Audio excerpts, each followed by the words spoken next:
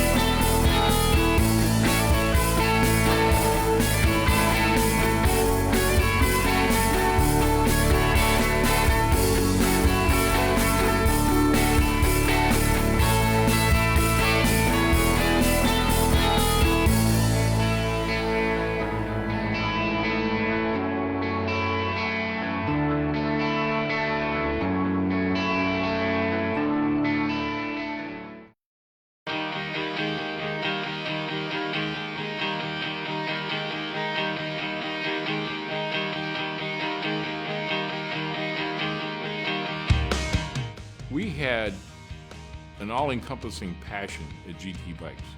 And I think it just kind of spilled over to everybody. You know, everybody who worked there was always excited to be there. There was a culture sort of in GT that was built around the expectation that winning is what mattered. You know, Richard and I, we were at every bike race every weekend somewhere. You know, we all our career BMXing and into mountain biking. As a company, it understood that R&D evolved from competition. Hey, we want to sell some bikes, we want to win, and we want to prove we get the best stuff out there. With Mountain Bike Action, we appreciated GTs because if there was one thing we could always say about the bikes is that they were durable because they were stinking built tough.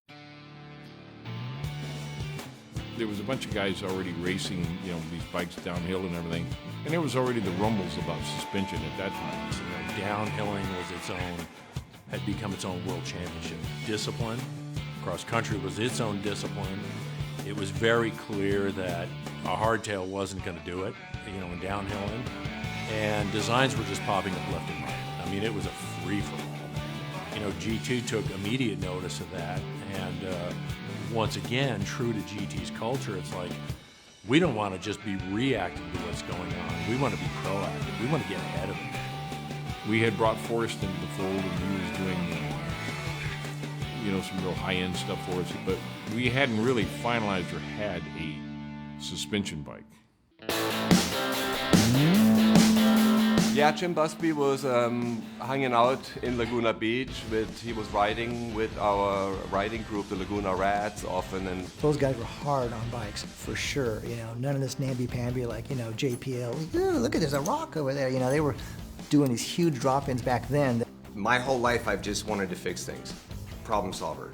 I see a problem, how do I fix it? Why does that happen? And understanding why. he was actually a very good writer himself, and he would always ask a lot of questions and observe and be very scientific about everything. Well, I mean, obviously travel, you're going to be limited. You know, if you have something with that much anti-squat. Jim is definitely a bit of a mad scientist, kind of the wacky professor thing. And Jim, he's got a lot of stuff going on up there. Well, if the freewheel's spinning at this speed, it wouldn't in fact pull on the chain unless you were doing this. He was beyond where everybody else was. And I remember everybody just saying, God, he's crazy. He's intelligent guy, right? Everybody's smart in different ways. Was on a bike doing test runs and he came bombing down the hill and he's yelling at everybody, get out of the way. Like, this guy's a maniac. He was just amazing, like the things he would think of, and he never stopped. I mean, that was my life, was just fixing things. So I was going, man, it's not right. There's something missing. I had a friend of mine, his name was Tom Cirillo. His son was Trenton Cirillo. Trenton called me up and he asked me, he goes, I've got this friend of mine, he's got this design he'd made, and he goes, could I bring it to you and show it to you? So Trenton came over a couple of days later and he brought Jim Busby with him. You know, Gary was kind of the moxie, the character, what it was about. You just say Gary Turner, and that was Gary Turner. That was the bike. That's why it said GT. And Jim had made this bike in his garage. He'd kind of cobbled it together. He'd cut up some bikes and took a couple of bike frames to make the one. No, it wasn't just kind of cobby. It was cobby, you know, because that's what, I just made things.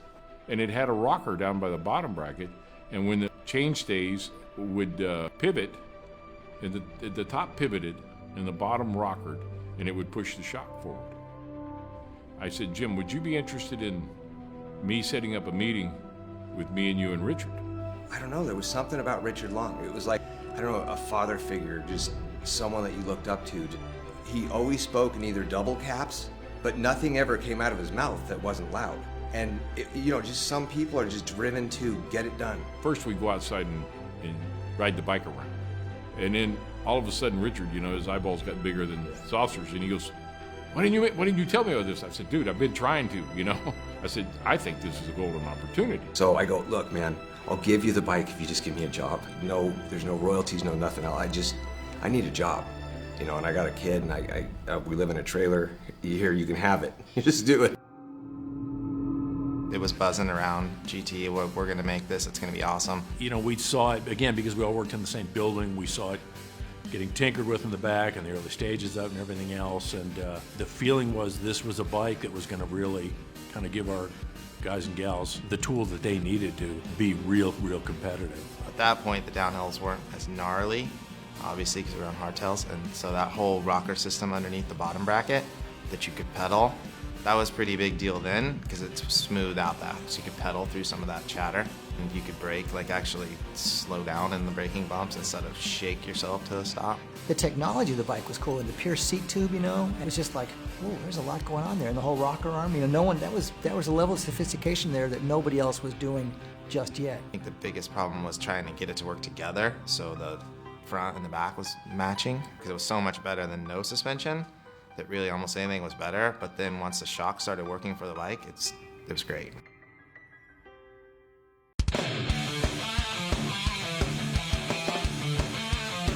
Julie Furtado, man, where do you start when you talk about Julie? Furtado was just bold and brash, the whole New York thing, and just a spirit animal. Maybe the most talented athlete I know, period. I came from skiing, and going to college on a ski scholarship, trying cycling and winning road nationals and winning mountain bike worlds right when I'm graduating college, right at the ascent of the sport.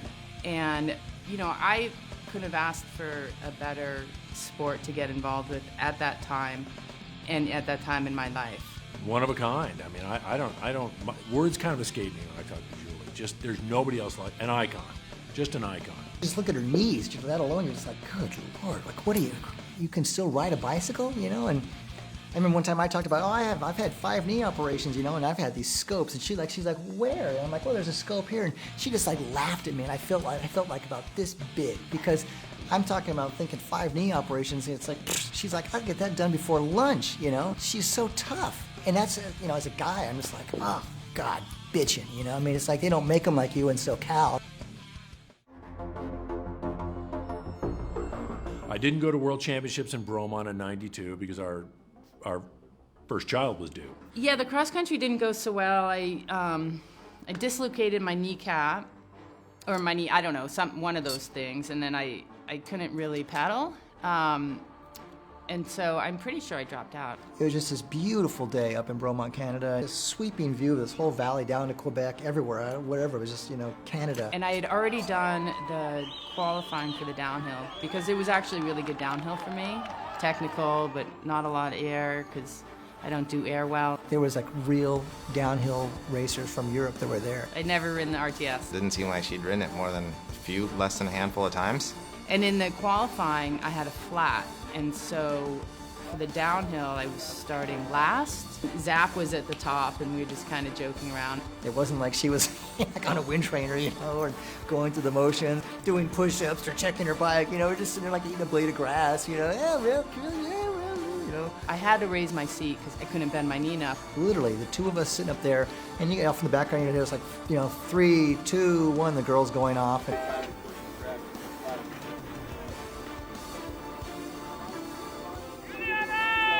I went, and I had to pass about 2 people because I was back with the really slow people. In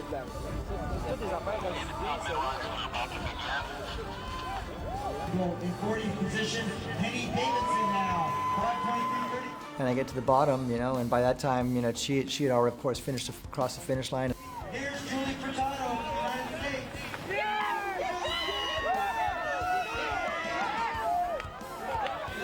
Yeah, I won. Upset. I think they're probably already doing awards, because like I said, it was a big gap to when I came down. And they're thinking it's like, Furtado, what the hell is she gonna do, It was Missy Giovi and Giovanni. I don't know, whoever was at the bottom line pissed off like, when they came down. Amazing. She's kind of amazing, though. She wins everything. So I was at the trade show, somebody came running up, and I remember pausing just like, what? She won the downhill? It was immediately followed by, I'm not surprised. It goes back to just Julie.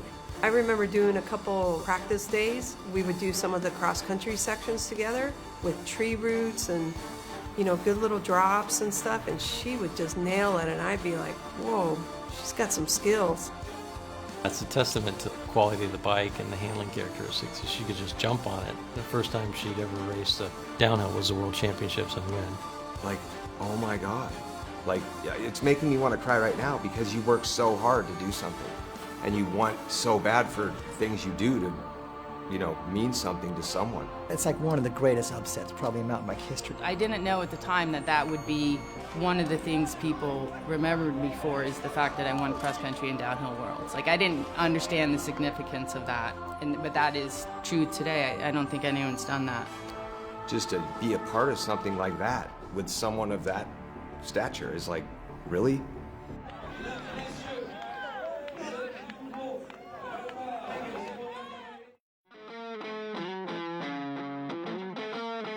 In that era, from about 91 through about 94, it's like the beginning ages of flying, where everyone was trying every idea imaginable, and half of them had no idea what they were doing. There was also some early suspension designs from some of our competitors, which were absolute BS, I have to say. Racing was driving it, but business was driving it. So some people they wanted something that had a spring or a bumper or a piece of plastic in there just to say they were in the suspension game.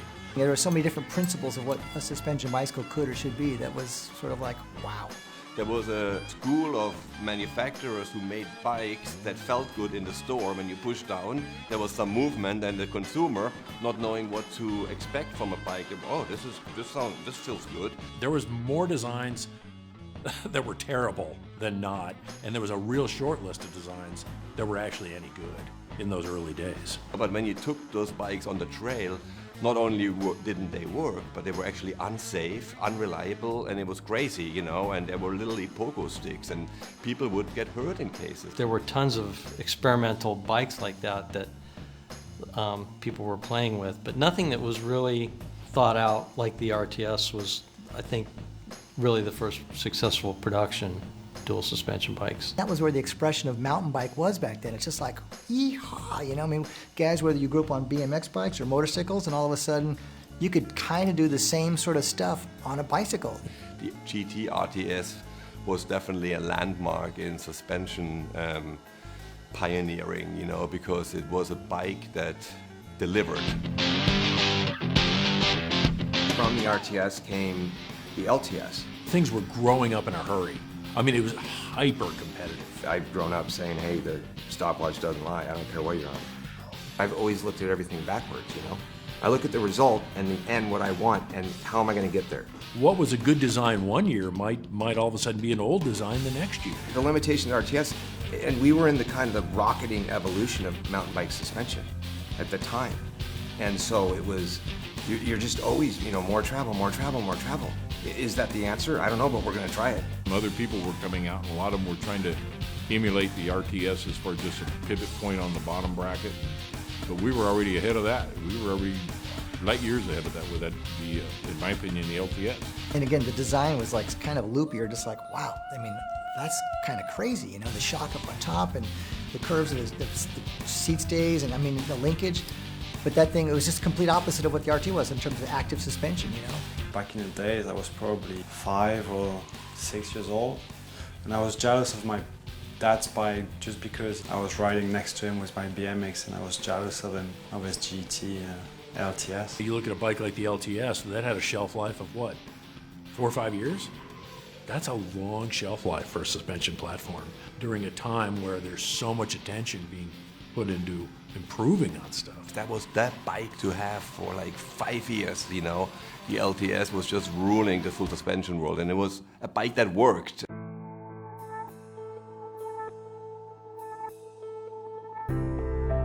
You think about what a team does. It's a marketing tool, it's a branding tool, you know, it's a validation tool, but it's an R&D tool. And at GT, our team was a bona fide R&D tool. GT was the #1 brand. They always had the raddest equipment and the best riders. For me, coming up through motocross, it was like the factory Honda of mountain biking. It was serious, it was professional, lockers, mechanics, fencing, you know, sandwiches. You know, there was other competitive teams, but they didn't have what we had. We had the best of the best in every level. Those guys were definitely, you know, the guys that everybody, I think, was gunning for during that time and riding the equipment that all of us kind of wanted to be riding. Guys like Busby, you know, at the races, helping with tuning, you know, the guy that's actually designing the bike, they're helping the riders even go faster. A lot of engineers, they build a widget, they hand it off, and they'll wait to get some feedback on Monday morning. Jim wanted it on Sunday. The main 3 people that I was working with, like day in and day out, was, you know, Nicholas, Mike, and Mercedes. I came from motocross, so suspension and geometries and all that, it was like in my backyard. I completely understood the importance of it and how it worked. You couldn't have 3 different platforms or people that giving you feedback that could be any better. And Nico was just, I mean, just precise, man. And I remember hearing the stories, even from Mikey, you know, those guys, they would go over the World Cups. They were at this one section trying to figure out a line, and Nico came and took a line, or like, they were saying it's like, we never would have thought of using that line, ever.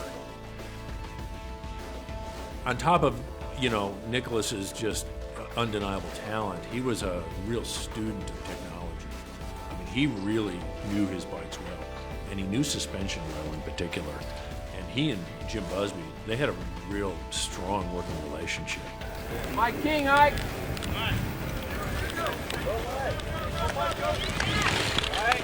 For me, it felt like a good luck charm because whenever we were at a World Cup race, I really felt like we could communicate and he could translate what I was telling him on the bike. And, you know, we would tweak the setup here and there, whether it was good or bad, but we always kind of found that sweet spot when it was go time.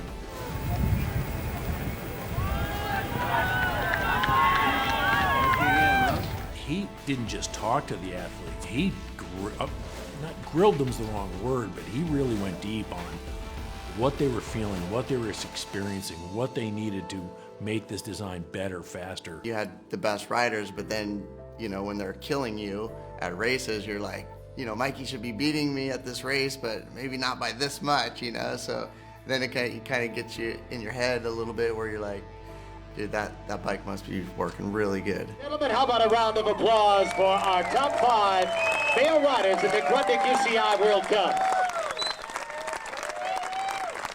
Bravo! In the development of the GT downhill bike, as it became, you know, I mean, from the RTS to the LTS, I mean, that was like a huge difference, you know, and you can't tell me that having Mikey King or Nicholas Vieux on those things isn't what was like pushing Busby or anyone else at GT to make that bike better for the World Cup courses and everything else. And guess what? The guy, some stinking rat-tat redneck on a GT in Moab, was having a better time and a safer ride because of the things that were happening at a, you know, World Cup race, you know, 3,000 miles away. We knew that the LTS was a great design. We always wanted more. It was really hard based on the location of the rear shock and the seat post. So at the time, I think thermoplastics, you know, has had a ton of potential. It was how are you going to attach it to the hard points given the method of manufacturing. That bike, the carbon version of the LTS, was just on a technological level, just insane. I mean, those machined aluminum lugs, and you would draw that carbon tube through it and then inflate it, and I mean, oh my God. I mean, not a lot of people know this, but that was probably my favorite of the frames that I rode. It wasn't very reliable. The characteristics were good. There was a compliance to thermoplastic that was real desirable. Quite frankly, though, you know, the early models of those things broke. when I first realized kind of the limitation of it. If you're really going to push it. Now, if you're going to go ride around all day, the composite frame had a lot of good qualities. If I knew I had to kind of take it to the next level to make up maybe half a second by jumping either, a big gap, I knew I could do it. We're in Pentecosta, Spain. He comes down, and he's this is testing. 10-foot drop off, and that's being nice. It's probably more than that. And he ain't going to stop. And I mean, just slam it. And he comes in, and I'm going, man, and he kept going. But then those frames, they ended up failing a few times. I don't know that they got raced in elite events too much because of a confidence issue. We just couldn't afford to have something break. You can't afford to lose a race. You can't afford to have a product from your primary sponsor blow up in public. Not good. Racing absolutely improved the breed, and for all them stinking nincompoops that were just like always, their nose in the air, thinking like, oh, racing this, racing that, they're idiots. That's part of the R&D that goes with racing. There was a reason why we had a bunch of spares, because we were going through them, but I also felt like that was the best bike for me. Unless you're gonna try everything and fail, how do you think you get better at things?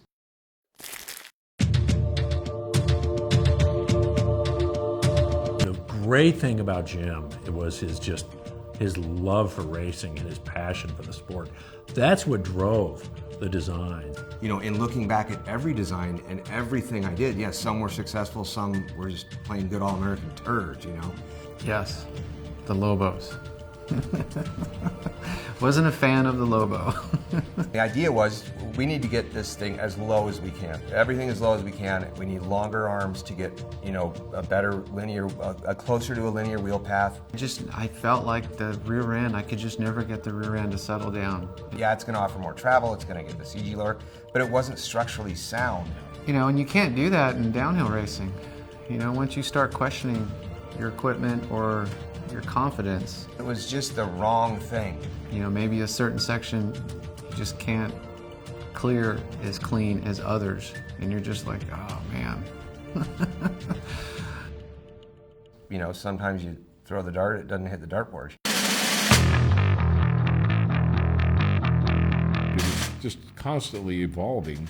And yeah, there come a point that where we realized that the way that bike and all bikes pivoted, you reach a point of limitation.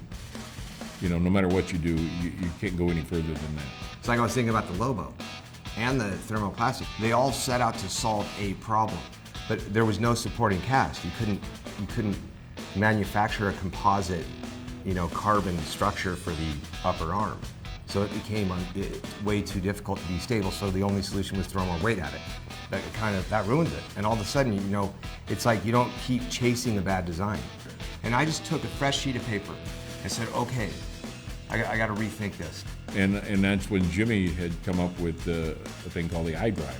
There's no reason that the bottom bracket can't float as an independent body and take the forces that are acting upon the bottom bracket and direct them into the chassis in different environments to cause things to happen to be a better bike.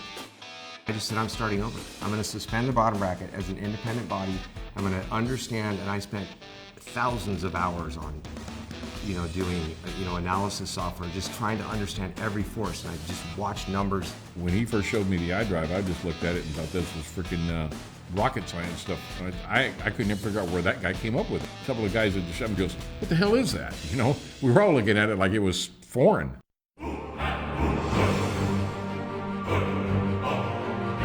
It was kept a secret under wraps, and then it was finally unveiled. To the marketing department, it was unveiled in a substantially different way, because even though the RTS was unique and the LTS was unique and required some bullet points to pitch it to people so they could understand it, the iDrive was completely bewildering. You can't see what's going on because half the mechanism is hidden. Yeah, I remember the advertising campaign that came along with it. We're just trying to understand it. It's like, what? Unsuspecting enthusiast after another. Everybody that worked on it put their heart and soul into it, and I thought it came out pretty good for what it was. All of its defenders are about to meet their end. It might have been a little over the top. I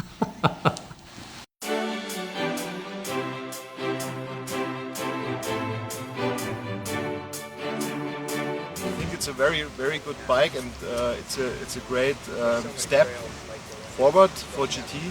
It just makes it a lot easier. It takes less energy to ride farther and faster. Oh, gotta love this iDrive! Yeah! The iDrive bike I thought was amazing. It was so beyond everybody else. It made a good rider a better rider. When I was racing slaloms and four cross and stuff, I would go to every race with two bikes, a hardtail and a full suspension bike. If it was a faster or a rougher course, even like a Sea Otter dual slalom, iDrive was perfect for that race. So that bike overall was just amazing. I mean, it was a big jump. I didn't even have a GT iDrive downhill bike. I borrowed one from the GT R&D department just for that trip. And I remember the first time I rode the show on a full suspension bike, I was laughing. We want a bicycle to work, and there's a lot of classic Jim Busby quotes, but the one I still use to this day is like, he'd say, you gotta let it eat, you know? It's like, don't, because there was so much of this concern about efficiency and, oh, it's moving too much, it's not firm enough. And it's like, our opinion was, you know, if you're gonna have a suspension bike, it's gotta work.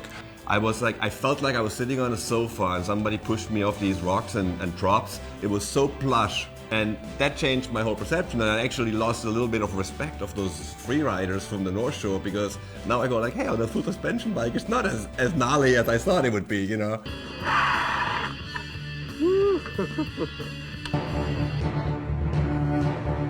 The DHI is a great example of a bike that, you know, we actually had a lot of failures on the track because we started going faster and faster and faster. For the time, it was cutting edge. Back then, courses weren't as steep and gravity oriented as they are now. So there was pedaling and acceleration, and there's all these different things that you needed to have, as well as just tracking. The bike was the quietest bike out there. We had to develop actually a floating chain guide. What we ended up with was a chain guide that was also tracked to the rear triangle. And so now you're coming down the hill, and the DHI is like, and the bike behind it sounds like the guy's hauling like a silverware cabinet. It's like,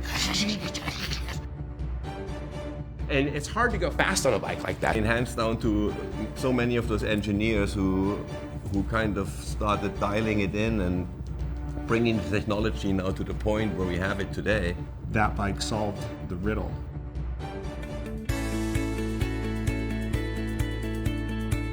When the iDrive first came out, it looked a bit complicated, which confused or scared some people. Like, you needed special tools to work on it, and you have to rotate the not the bottom bracket, it's just, I can't remember. Yeah, line up the dots thing, and you're just like, The next generation was to try to address those problems. In around 2003-04, you know, we came out with another series of iDrive bikes, still the iDrive technology. And those bikes were more evolved, they were more simple, they were lighter, you know, they could be all, there was very easy tools, like common tools, like a headset tool and an Allen wrench, you could take the whole thing apart. That's the bottom line, right? Like, gotta make bikes that people can buy and be reliable. That's when we also introduced, like, our first free-ride full suspension bike, which was the Ruckus. They all had the iDrive technology back then, and I rode those bikes. I remember taking it to Cuba when we traversed Cuba in the footsteps of Che Guevara. And I think that's one cool thing about the iDrive system. They took this iDrive system and they just kept evolving it and making it better and better and better, instead of scrapping it and trying to design something new. But even if Busby on paper would say, doesn't work as good as the original, you know what, probably worked good enough, because it's just about getting people out there without having to have all this, like, you know, like you said, like a slide rule and a calculator every time they ride. You know, they're like, well, what's the shock ratio and the spring rate, blah, blah. Who cares, man? The bicycle is supposed to be simple. That's its solution to the world.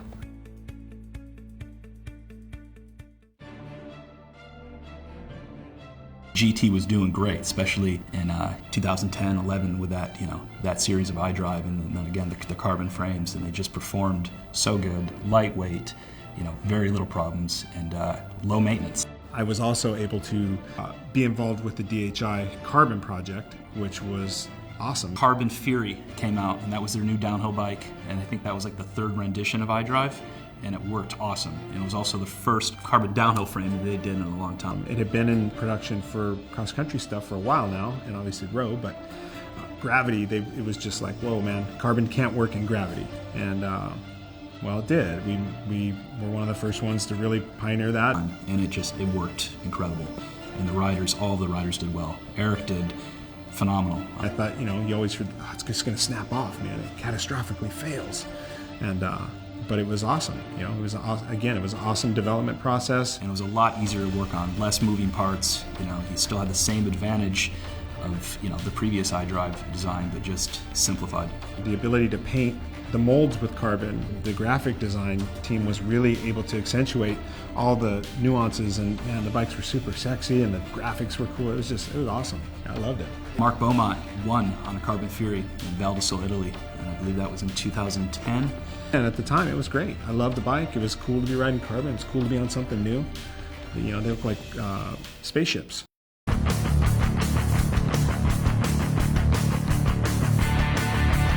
Riding for GT has always been something special for me, just because my dad rode for GT for a long time, and he's still riding with some GTs right now. I remember him showing up with the GT T1, which was a downhill bike with a gearbox, and there was no drivetrain. And it was such a special bike. I remember Eric Carter and Brian Lopes racing the 4-Cross in Leger in 2004. They were my idols. Then came Steve Eade. I watched him racing in Leger as well, sliding on that last corner before the finish line. And I raced a lot against Nico Voulios as well. And obviously Nico is one of the greatest of all time. So, and especially, for my dad, which raced with him a lot. I think seeing Nico and myself for my dad on the podium together was probably something special. Seeing the progression as well of the brand and being part of it, helping the development of the bike and seeing the progress every year is, something that I really like. We came up with the AOS bikes, the sensors and the force mainly. Peter Denk was behind it. He's an engineer from Germany who worked for us for many years. And his technology was very new and revolutionary, and it still had a few iDrive patents that were integrated into that, even though we didn't call it iDrive anymore because it was different to a big degree, and I was a little bit involved with the testing on that bike. It's making it a smarter system by starting off something that was so high up there, and then finding ways each year. It's like, well, we can take this down and take some weight out, or however they did it, and just simplifying it. And it was very crucial, the pivot point. 1 millimeter over would make the bike react completely different, and we had bikes wired with all these wires and sensors and measure it, and put a lot of time into dialing it in. It's not dumbing it down, it's actually smartening it up. And a lot of companies I see doing that these days. They'll build something and you're like, oh, that looks cool, and then if it doesn't work, they don't go back to the drawing board and try to make that better and then take what works on it and what doesn't work and improve on parts that don't work. They just try to start with something new. They're always catching up, I think. GT has taken this design and they've reconfigured it and given it such a long life with the reconfiguration. It's pretty amazing. I think the GT bikes are bikes you can get on and get comfortable with very quickly. I've always felt like once you put your foot on the new Fury or the new Force or any of those new bikes, you straight away feel confident and you can go fast.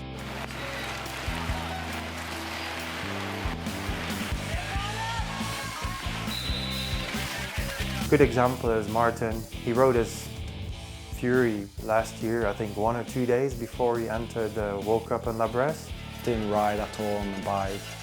Maybe one day, like maybe a month before practice, first day of practice. Felt comfortable right away, even when we started testing those 2 days. And 3 days after, I won my first downhill World Cup ever. He never had a moment where he did not feel comfortable. And then 2 weeks after, I was second down in World Champ in Lanzarote. I think those bikes gets you in the comfort zone and makes you go fast. At the moment, we're pretty much riding production bikes. We're not on something special that is not available for consumers, and it's the way it should be. My favorite bike is the Force. The reason why I like the Force so much is because you can go for a nice cross-country lap on that bike. You can race enduro, but you can also go to bike parks and have tons of fun off that bike, and pretty much you can do it all. So currently we're racing on the Force, call it a 69er with a 650 back wheel, 29er front wheel. That's our favorite enduro bike for sure. And downhill we have the Fury, which is, wow, it's by far the best downhill bike I've ever had in my hands. If I needed one bike in my garage, that would definitely be the Force. The current system is the LTS. It's a bit different from the old LTS. Switching to the LTS, which was such a huge improvement in terms of stability of the bike, but also the way the suspension works. You know, myself and all the team could see straight away that the bike was working better and was faster. We work closely with Lewis these days. He's the telemetry engineer. He listens to the feedback that we give him. He puts it on the computer and he makes the numbers work around that. It's a huge reward for us as well, having the engineers listening to what we want and making, you know, the best possible bike for customers. Just an example is a new Force 29er aluminium. After last season, I had it for a few months at home. I could ride the bike, but now the bike is in production and Lewis did everything he could to make that bike the fastest possible. Your bike that you're riding now is better because they're racing this thing today, you know?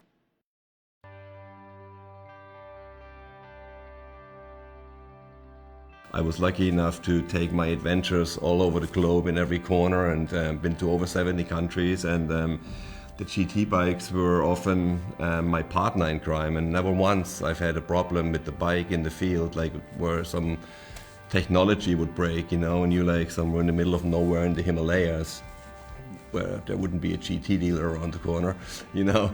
So you had to be able to trust those bikes, and those bikes delivered, you know. It's pretty cool that I rode the very first GT full suspension bike ever, and today we're getting ready for the World Championships on one of the most sophisticated bikes out there, the current Fury, and you would put those two bikes next to each other, the way they've come, it's been so much development gone into it.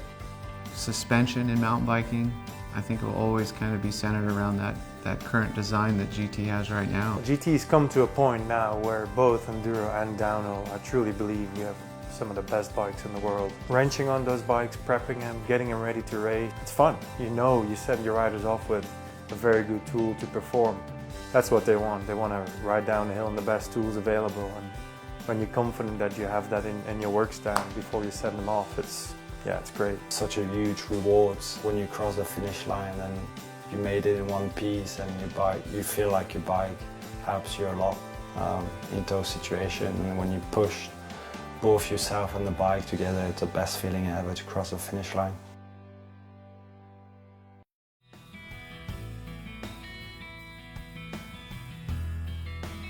I've been around for the last 30 years and it's been fun the whole time, but I think it's never been funner than now, because we have better bikes and better trails and better riding styles or techniques, you know, and it's just like, it came to a point that was unimaginable like 30 years ago. Actually, I've always dreamed to go back on a 90s bike with almost no suspension and actually ride the tracks that the guys were riding back in the days, and just to see how it feels like and to ride on a 30 or 25 years bike. Having won my first pro downhill race was on a hardtail, like to go from the most simplest bike to then the RTS, and then come full circle to ride the LTS, that was pretty much the end of my bike riding. That was fun. For me personally, it feels good to know that you were part of that evolution, and you were there to kind of go through all that stuff as a R&D athlete. One thing I can tell you with a straight face, and I know every bike everybody was on, the bikes that won at every level were available to the consumers. There was nothing special about them. When you can be involved in that process, hey Busby, hey, whoever, like, let's change this and do this, and those changes occur, and then that product ends up being like a really good product and sells really well, and you see people out on the trail riding it and they're pumped on it, and you had a little something to do with it. That's pretty cool.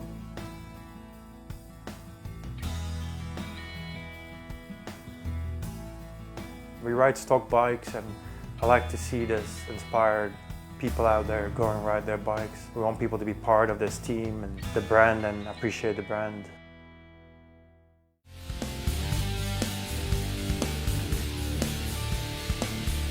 I think I still inspire people, and I pioneer my own little segments. Maybe I don't pioneer the extreme segment anymore. I mean, what these guys do now at the Rampage, it's unbelievable. We could have never imagined it. It wasn't just down to the bikes. It was just like, it's the talent these kids have. When you see these days, like how much the suspension affects your riding, and how much the suspension actually helps you riding fast and hitting pretty much anything on the track. And back in the days, they had to handle the bike and they couldn't go anywhere like pretty much we do right now.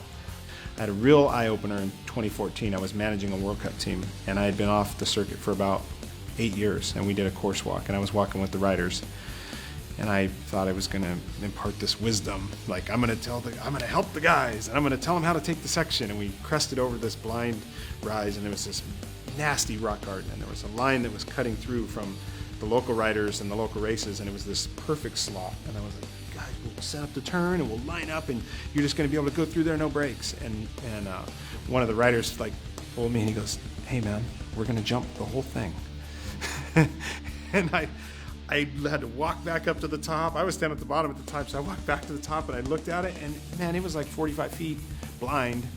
And I just shook my head and I shut my mouth. You got one mouth and two ears, man. And I used them in that order. And you can't stop the mind, athletes. And that's why, Carter, Furtado, that's why I still say champ whenever I see him, because, man, when you're a freaking champion, you deserve it and you should be recognized as a champion.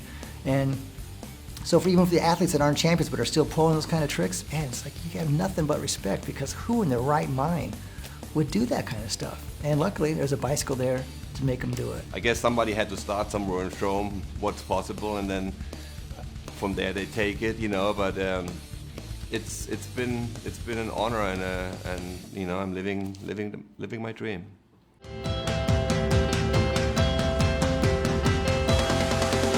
This one was back in the day. This was like my first jersey, I think, a long time ago. Pretty fun. I've been doing this for 46, 47 years, and I never stop feeling good when somebody comes up and pats me on the back and tells me what they thought, what they've done. We all had the passion, from the people that worked at the company to the racers. I think just GT, anybody that was at GT had passion for winning and for racing, and it showed through everything we did. To this day, I'm still always in awe of all of the things we accomplished. I'm no longer with GT, but it doesn't mean that I'm not going to bleed blue and yellow. Whether we are at the apex of the racing, that's not for me to judge, but I know it changed my life, without a doubt. I don't know what I would have become.